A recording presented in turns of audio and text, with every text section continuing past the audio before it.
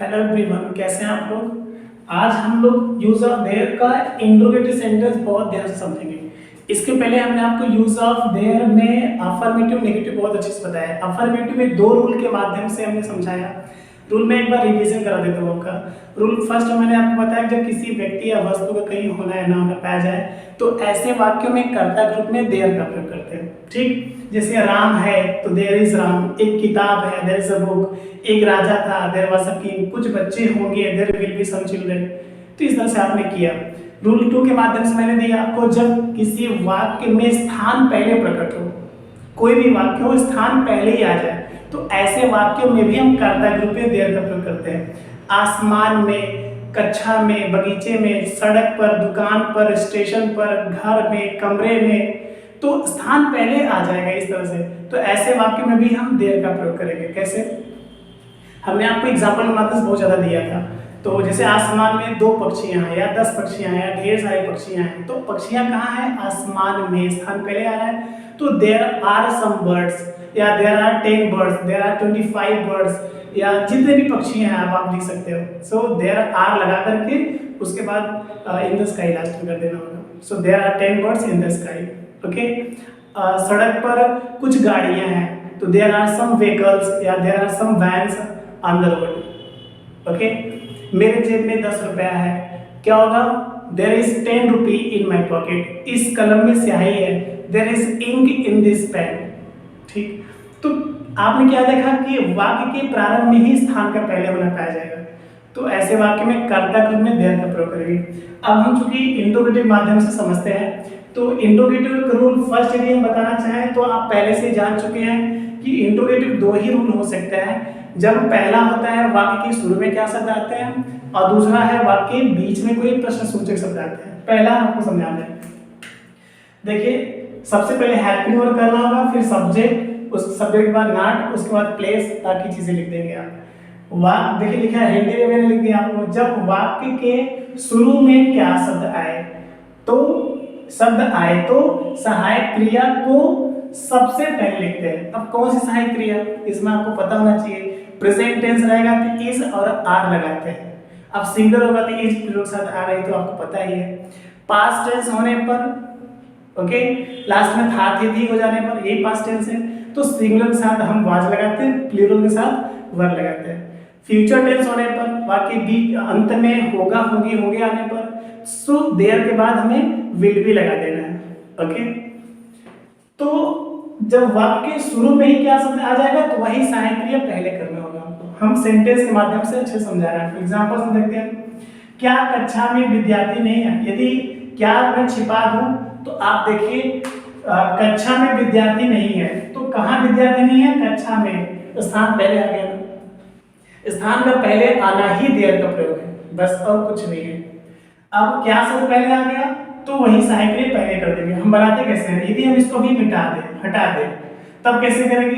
देखिए, पहले इसी को बनाते हैं, एक बार हम आपका रिवीजन कर देते हैं। कक्षा में विद्यार्थी नहीं है, तो कहाँ नहीं है? कक्षा में। देयर सबसे पहले आएगा। विद्यार्थी नहीं है, इट मींस कि सिंगुलर को दर्शा रहा है, तो देयर इज नो स्टूडेंट या नॉट स्टूडेंट, दोनों हो सकते हैं। आप नो लगाइए चाहे नॉट लगाइए। There is no student. Okay. कक्षा में क्या होगा यहाँ पर? इन द क्लास, यही होगा। लेकिन क्या शब्द पहले आ जाने पर, देखिए क्या शब्द पहले आ गया, आप क्या करेंगे? तो इसी इज को उठा कर पहले कर देंगे, और कुछ नहीं है। क्या शब्द पहले आने पर सहायक क्रिया को पहले करते हैं, तो इसी सहायक क्रिया को उठा के यहां से हम यहां कर देंगे। ठीक, is there no student in the class, last में क्वेश्चन मार्क। ओके, कर लेंगे आप, बहुत ज्यादा आसान है। दूसरा देखते हैं, क्या आसमान में बादल नहीं है?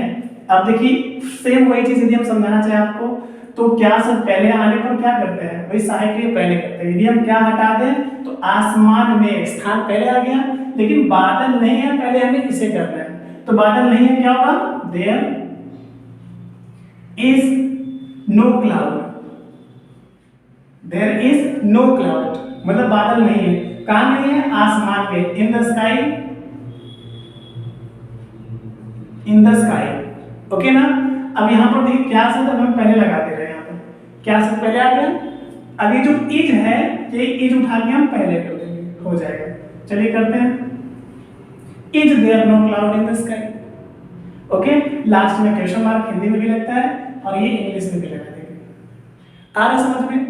अच्छा, इसी को यदि पास्ट टेंस हम करके बनाए तो क्या आसमान में बादल नहीं थे? ओके, या थी, कुछ भी। क्या आसमान में बादल नहीं था? कुछ भी हो सकता है। अब क्या करेंगे आप?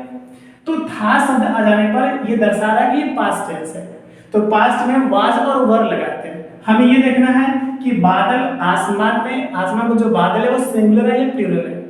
क्योंकि अनकाउंटेबल नाउन में रखा गया इसलिए वो सिंगुलर माना जाएगा। तो था थी थे के लिए हमें यहाँ पर क्या लगाना? वाज लगाना। क्या शब्द पहले आया है वही वाज पहले आ जाएगा। देख लीजिए, यहाँ पर हम वाज पहले कर देंगे।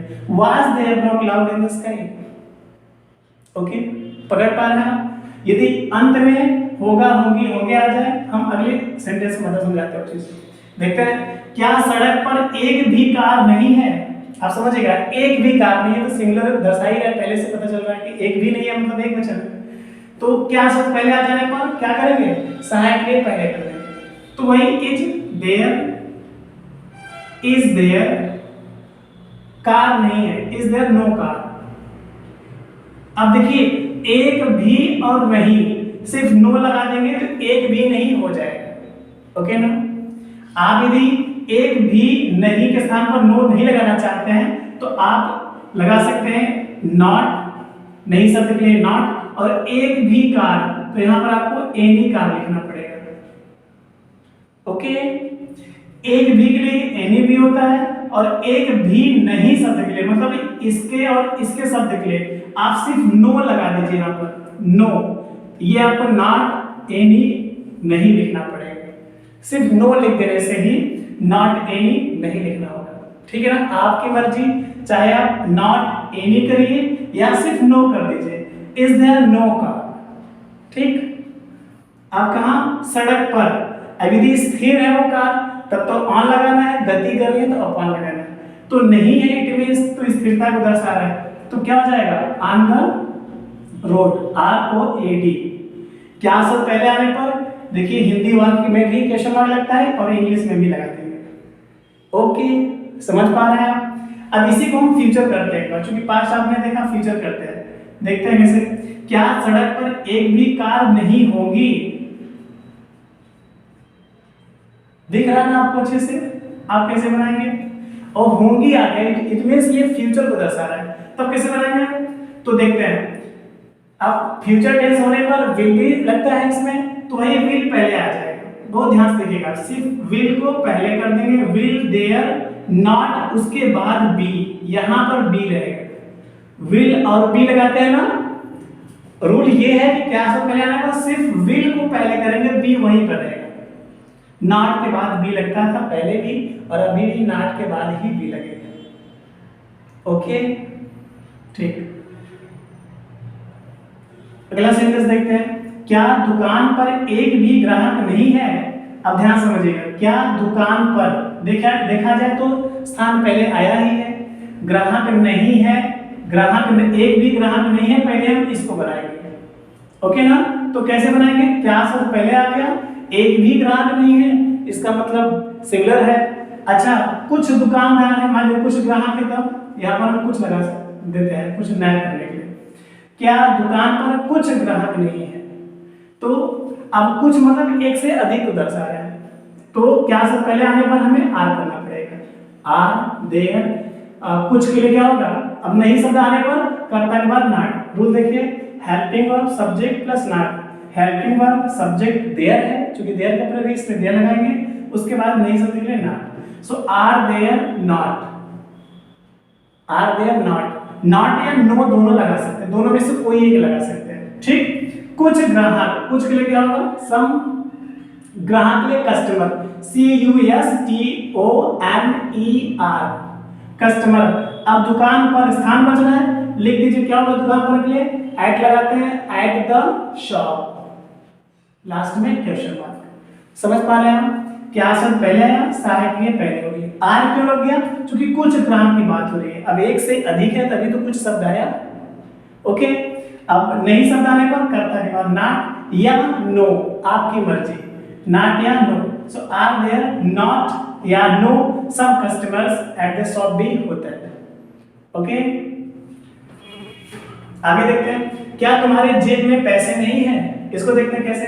तो क्या सर पहले आने पर तुम्हारे जेब में स्थान पहले आया है ना, पैसे नहीं है पहले इसको करना है। अब जो पैसे है ना उसको सिंगुलर में रखा गया है, एक वचन में रखा गया, चाहे वो एक हो चाहे 1,00,000 हो। क्या सर पहले आ गया, इज पहले कर देंगे। ओके, इज देयर, पैसे नहीं है ना, no money, is there no money, पैसे नहीं है, हो गया।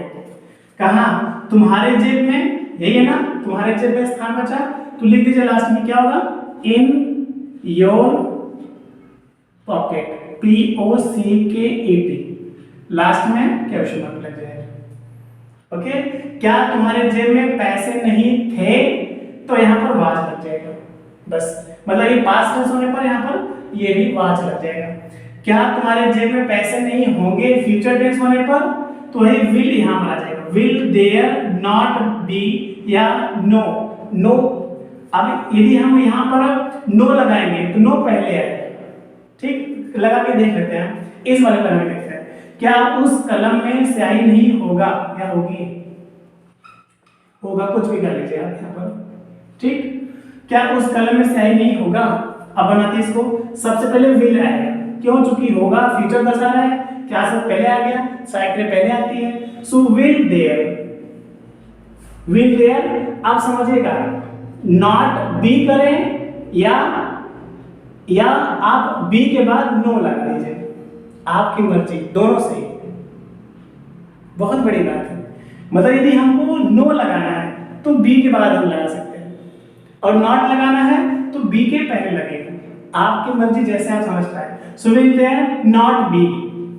अच्छा, स्याही बच रहा है, लास्ट में इंक होता है, लिख दीजिए, इंक उस कलम में, इतना बड़ा प्रस्थान है, तब क्या होगा, इन दैट पेन, लिख दीजिए लास्ट में स्थान, इन दैट पेन, PEN, इंट्रोगेटिव होने के नाते क्वेश्चन मार्क लग जाएगा। समझ पा रहे हैं आप? फ्यूचर टेंस होने पर, मतलब होगा, होगी, होंगे आने पर क्या करेंगे, सहायक क्रिया पहले कर देंगे, विल को पहले करेंगे, फिर देयर हमने लिखा, will there not be ink in that pen, या will there be no ink, not be ink या नो इंक। समझ लिया ना आपने? इस तरह से आप भी सेंटेंस बनाइएगा। हम लास्ट देखते हैं, क्या राम के घर में 10 सदस्य हैं, या तुम्हारे घर में कितने सदस्य हैं, तो इंट्रोगेटिव सेकंड रूल में आएगा। इसको देखते हैं, क्या राम के घर में 10 सदस्य हैं। अब क्या सब पहले आया है, राम के घर में, ये आपका स्थान है, प्लेस है, 10 सदस्य हैं, ओके ना, इसको पहले करना है। तो क्या सब पहले आया है, 10 लोग की बात हो रही है, एक से अधिक है, तो क्या करेंगे हम, आर को पहले कर देंगे, आर देयर 10 सदस्य क्या होगा, 10 members, MEMBERS, are there 10 members, okay, are there 10 members, मतलब क्या 10 सदस्य हैं, इतना हो गया, इतना हो गया। अब यहाँ पर क्या बचा, राम के घर में, इसको दो तरह से बनेंगे, इन राम्स होम या इन होम ऑफ राम, ओके ना, कर लेंगे आप, लिख देते हैं, चलिए आपके लिए इन के बाद फिर राम का नाम लिख दीजिए आप, इन राम, का के लिए अपॉस्ट्रोफी लगता है ना, लगा दीजिए, तो इन राम्स होम, ओके। क्या सब मिला है, इंट्रोगेटिव इसलिए क्वेश्चन मार्क लग जाएगा। कुछ समझ में आया आपको, थोड़ा सा आप इस तरह से बनाइए, प्रैक्टिस कीजिए, तो आप आसानी से समझ पाएंगे। जल्दी से नोट कीजिए, फिर रूल सेकंड पढ़ाते हैं, जल्दी से कीजिए। अब हम रूल 2 को बहुत ध्यान से समझते हैं, ओके। देखते हैं रूल 2 में, जब भी वाक्य के बीच में कोई प्रश्नवाचक शब्द है, जब वाक्य के बीच में कोई प्रश्नसूचक या प्रश्नवाचक शब्द आए, तो उसकी अंग्रेजी सबसे पहले लिखेंगे, मतलब सहायक क्रिया से भी पहले लिखेंगे। अब देखिए पैटर्न क्या है, सबसे पहले क्वेश्चन वर्ड, फिर हेल्पिंग वर्ब, फिर देयर, नहीं शब्द आने पर नॉट या नो, उसके बाद प्लेस या अदर चीजें जो भी होंगी लिख देना होगा, ठीक। समझ पा रहे हैं आप? दिख रहा है आपको? हिंदी में भी लिखा मैंने, पैटर्न में भी लिखा है, आगे चल के टोटल इंग्लिश टू इंग्लिश हो जाएगा। अभी ये मजबूत हो जाएगी आपकी, तो मुझे आगे चल के पढ़ाने में दिक्कत नहीं होगी। Please mind it. अब एग्जांपल के माध्यम से देखते हैं, तुम्हारे हाथ में क्या है। अब ये जो क्या शब्द है ये क्वेश्चन वर्ड है, इसकी अंग्रेजी होती है व्हाट। सबसे पहले हमको व्हाट लिखना होगा। अब क्या है, चूंकि आप प्रश्न कर रहे हैं तो एक वचन है। Okay, so what is there हो गया। कहां, तुम्हारे हाथ में, प्लेस है। अब इसको आप लास्ट में लिख दीजिए, क्या हो जाएगा, इन योर हैंड। चलिए देख पा रहे आपको, what is there in your hand. आप पूछ सकते हैं तुम्हारे मुंह में क्या है, तुम्हारे जेब में क्या है, तुम्हारे बैग में क्या है। So what is there in your hand, what is there in your bag, what is there in your mouth. हो सकता है प्रश्न की, मतलब इस तरह से आप भी प्रैक्टिस कीजिएगा प्लीज। अब देखिए करेंगे तभी आएगा। इसको देखते हैं, उस मैदान में इस समय कौन है। कौन है कि ट्रांसलेशन क्या होगा, तो बनेगा यहाँ पर हु मींस कौन, हु इज देयर, कौन है हो गया। ओके, इस समय तो टाइम है, टाइम हमेशा लास्ट में लिखा जाता है। अब ये प्लेस लिखेंगे, उस मैदान में क्या होगा, इन, ओके ना, इन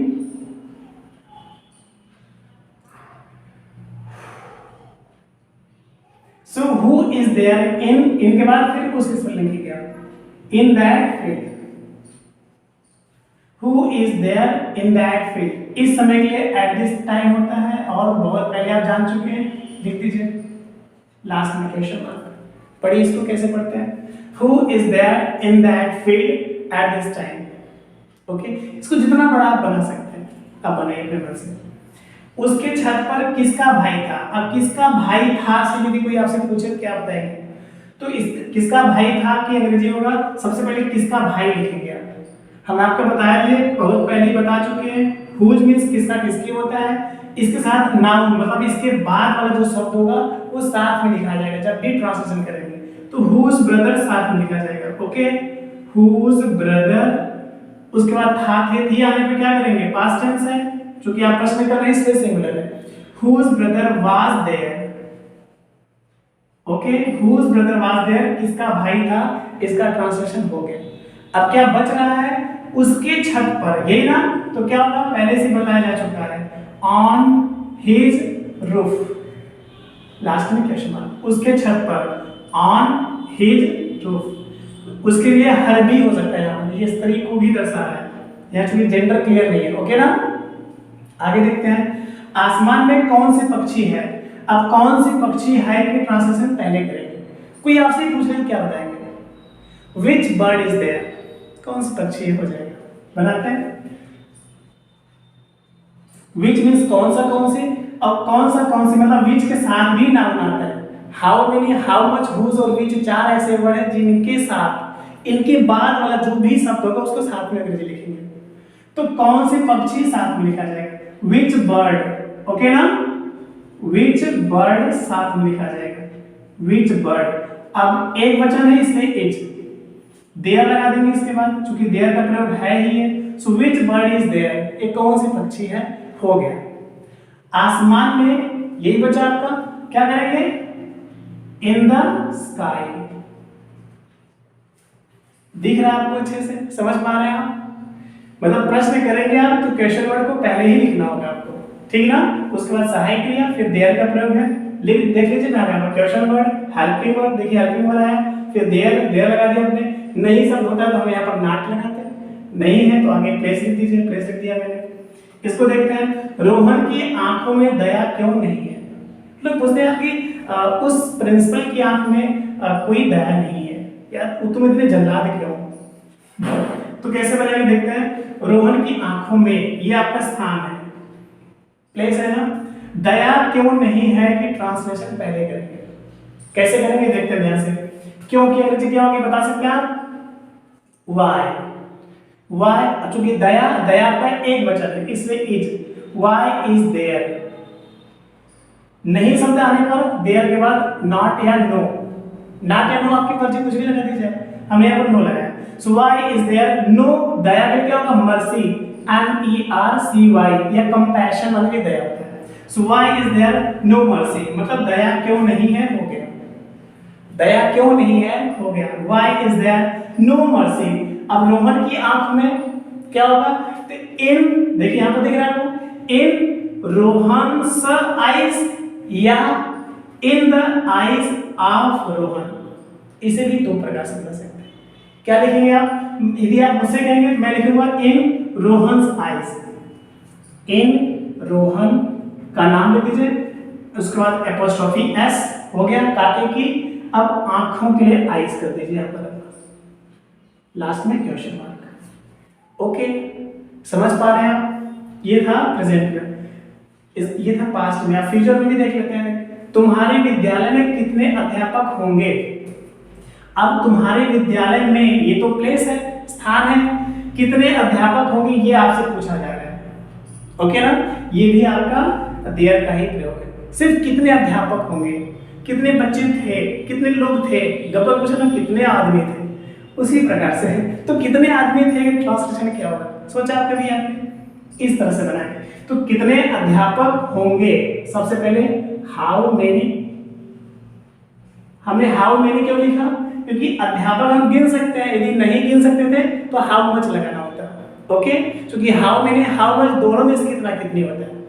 ओके ना, सो हाउ मेनी, अब अध्यापक के लिए क्या होता है, teacher, TEACHER, how many teachers, कितने अध्यापक। अब हाउ मेनी बहुवचन को दर्शा रहा है, मतलब एक से अधिक को दर्शा रहा है, बता रहा है, तो इसलिए यहाँ पर क्या लगाएंगे हम, यदि ये प्रेजेंट में होता तो आर लगाते, पास्ट में होता तो वर लगाते। ओके, लेकिन फ्यूचर में है तो कुछ सोचना नहीं आपको, सिर्फ विल लगा दीजिए। विल देयर का प्रयोग है, अब यहां पर करता है there. So how many teachers will there be, कर्ता के बाद बी। ओके ना, कहां, तुम्हारे विद्यालय में क्या होगा, इन, तुम्हारे के लिए योर, विद्यालय के लिए school, in your school, last में क्वेश्चन मार्क। ओके, क्लियर, पढ़ेंगे कैसे, how many teachers will there be in your school. Present में था तो how many teachers are there in your school. Past में होता तो मतलब तुम्हारे विद्यालय में कितने अध्यापक थे, तब क्या करते, so how many teachers were there in your school. Tongue twist कीजिए, आप भी इस तरह से पढ़ पाएंगे। इसको देखते हैं, इस तालाब में कितना पानी है। अब हमने देखा यहां पर कितना कितने के लिए क्या लगाया आपने, हाउ मेनी लगाया। ओके ना, अब यहां पर कितना कितने के लिए आपको हाउ मेनी नहीं लगाना है, हाउ मच लगाना है। क्यों, क्योंकि हम कितना कितने के बाद अध्यापक था तो अध्यापक तो गिन सकते थे, इसलिए हमने हाउ मेनी लगा दिया। लेकिन कितना कितने के बाद क्या है, यहाँ पर पानी है, पानी अनकाउंटेबल नाउन है, गिन नहीं सकते। ओके ना, इसलिए यहां पर हमें क्या करना होगा, हाउ मच करना होगा। लिखते हैं, हाउ मच के साथ भी नाउन आएगा, नाउन मतलब ये, इसके बाद जो शब्द है, तो how much water, how much water. अब हाउ मेनी तो बहुवचन था, इसके बाद हम साइक्लिक लगाते तो आर या वर लगाते। अब यहाँ पर देखिए हाउ मच एक वचन है, इसलिए हमें इज लगाना होगा, ये प्रेजेंट में इसलिए इज लगेगा, पास्ट में होता तो वाज लगाते हैं। ओके ना, so how much water is there, is there कहां, इस तालाब में, यही बचा, क्या होगा, इन दिस, तालाब के लिए POND, पॉन्ड कर दीजिए। Okay, so how much water is there in this pond, इसका मतलब इस तालाब में कितना पानी है, कितना पानी है मैंने पहले किया, how much water is there, उसके बाद इस तालाब में स्थान लास्ट में लिख देना हमको। ठीक, ये भी देख लेते हैं, इस मेले में कितने लोग होंगे। ओके, देख रहे हैं आपको, इस मेले में स्थान पहले आ गया, कितने लोग होंगे, कितने लोग को पहले करना है, तो लोग तो गिन सकते हैं, क्या होगा, हाउ मेनी या हाउ मच। अब आप बताएंगे, करते हैं, हाउ मेनी करेंगे यहाँ पर, how many people, PEOPLE। Okay, so how many people. अब होंगे फ्यूचर टेंस में, यदि ये प्रेजेंट में होता तो यहाँ पर आर लगाते, ARE। यदि ये पास्ट टेंस में होता तो यहाँ पर वर लगाते, WERE। ओके, लेकिन फ्यूचर में होने पर, तो आपने देखा कितने लोगों के लिए मैंने हाउ मेनी पीपल किया। ओके, अब क्या करना आपको, यदि ये प्रेजेंट में होता तो आर लगाते, यहाँ पे पास्ट टेंस होता तो वर लगाते, अब ये फ्यूचर टेंस में है इसलिए विल लगेगा। Okay, will. अब देयर का प्रयोग है, क्योंकि सब्जेक्ट तो लिखना ही होगा हमको, अब यहाँ पर देयर लिखेंगे। ठीक, THERE